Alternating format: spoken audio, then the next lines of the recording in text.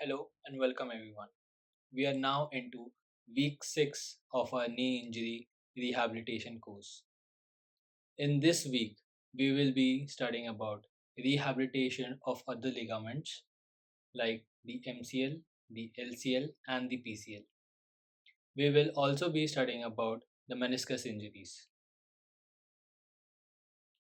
We begin off with chapter number 26, MCL injury grading and phase-wise conservative and surgical rehabilitation of the MCL ligament. The objectives of this lecture are to understand the anatomy and biomechanics of the medial collateral ligament, to describe the grading of MCL injuries, and also differentiate between conservative versus surgical indication for MCL injuries. We will also learn the phase-wise rehabilitation approach for conservative management and recognize modifications in rehabilitation following surgical repair or reconstruction.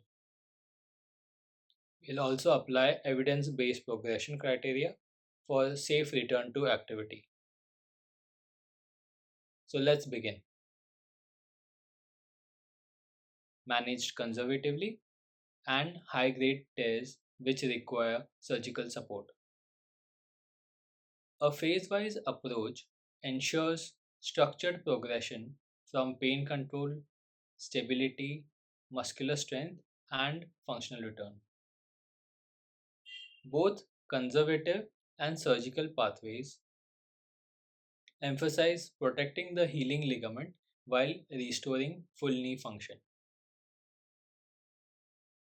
Now, we shall quickly brush up upon the anatomy and function of the MCL.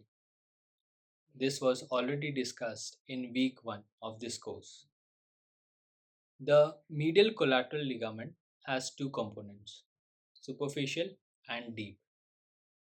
The primary job of the MCL is to resist valgus forces and help control excessive rotation of the knee.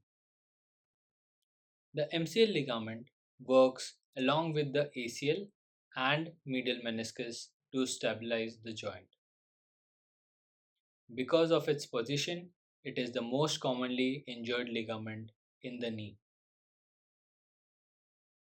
So let's discuss the mechanism of injury and epidemiology of MCL injuries. MCL injuries usually occur when a valgus force is applied to the knee, with or without an associated rotation. A valgus force is a force directed from outer aspect of the knee to the inward aspect of the knee in coronal plane or frontal plane.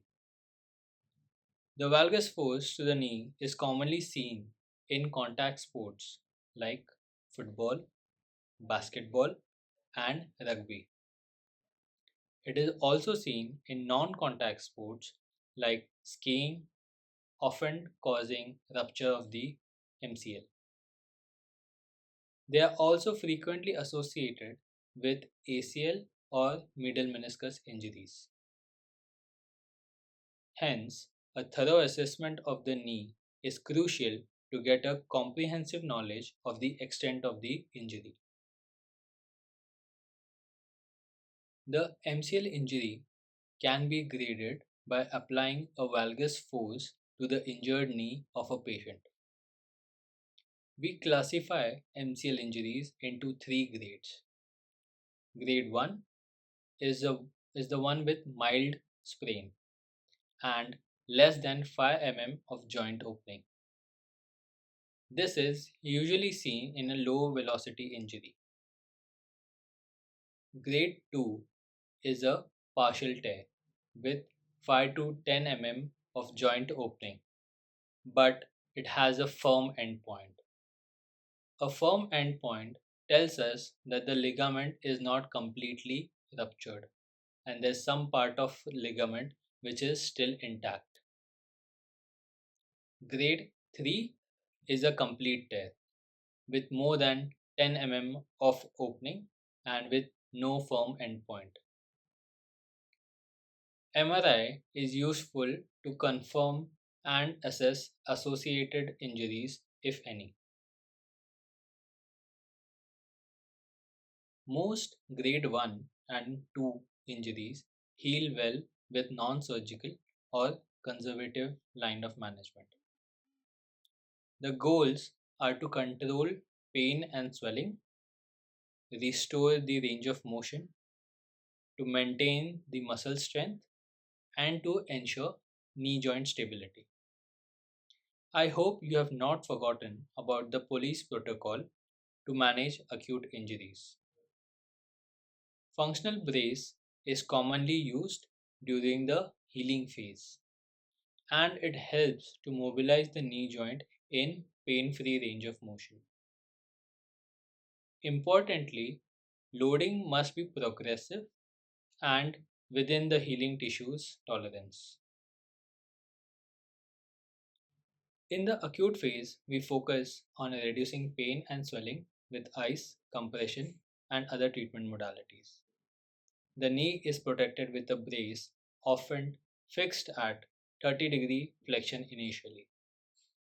Isometric quadriceps and hamstring contractions are encouraged to prevent muscle atrophy, and the patient is encouraged to walk with support and under supervision if the pain allows.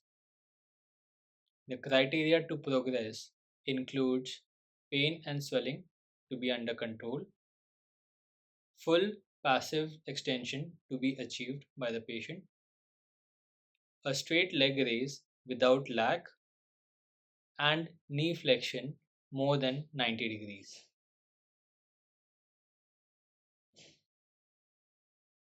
ROM is gradually increased with the goal of achieving full motion by week 6 of rehab.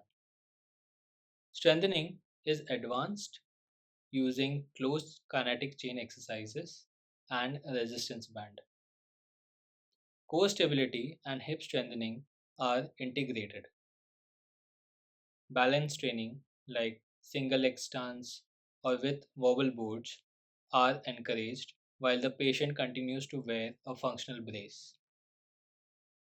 The criteria to progress to the next stage are a full knee extension and flexion of more than 120 degrees, minimal effusion at the knee joint, good quadriceps control in close kinetic chain exercises when seen and supervised by the rehab personnel,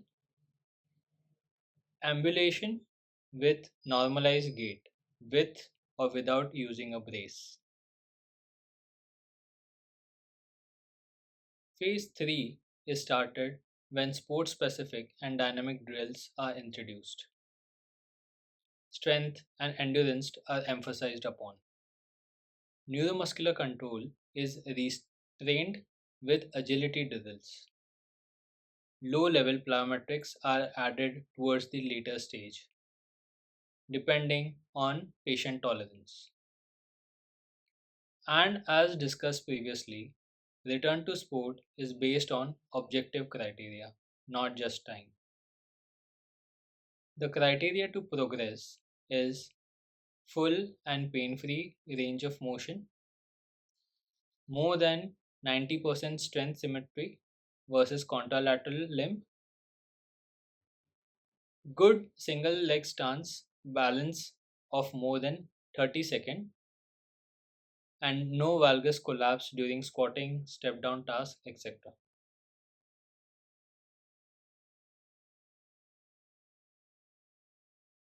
Isolated MCL injuries are rare. Usually, they are seen along with ACL injuries or with meniscus injuries. Hence, surgery is rare for isolated MCL injuries too, but it is necessary in certain cases. These include the grade 3 injuries with persistent valgus laxity, or if it is associated with multi-ligament injuries involving ACL injury or PCL injury. Distal avulsions where tissues get trapped and this prevents healing. Surgeries are also indicated in this case. And most importantly, surgery is indicated when, even after a full conservative care, the athlete is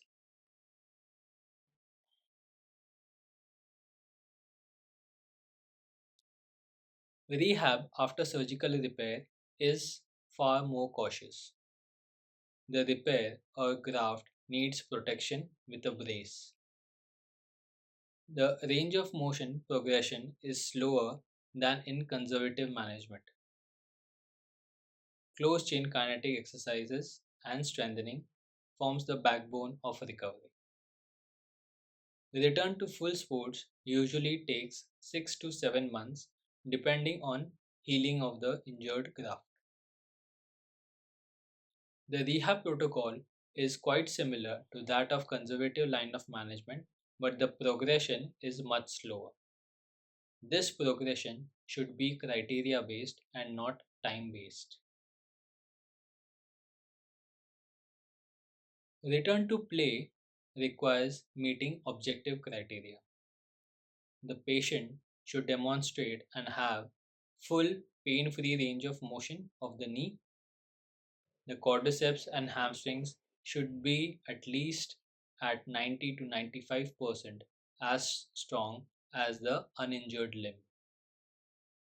Functional hop and balance tests should be passed by the patient. The functional hop tests include single hop, triple hop, crossover hop, and timed hop test. Patient should also be able to pass the Y balance test with more than 90% symmetry. The athlete or patient should also demonstrate psychological readiness and not be hesitant while performing any of these activities. Clearance should then come from the treating physician.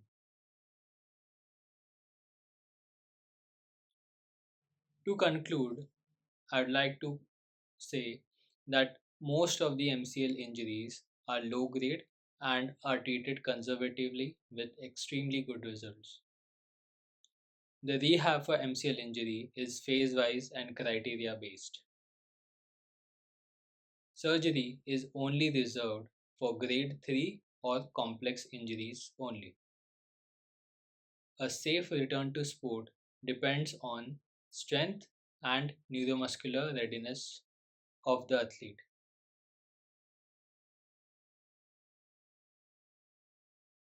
These are few of the references that I have quoted and mentioned in my lecture today. We will be continuing with injuries to the remaining structures of the knee, namely the LCL and the PCL ligament, and also the meniscus in subsequent lectures in this week. Thank you for your time. Have a good day.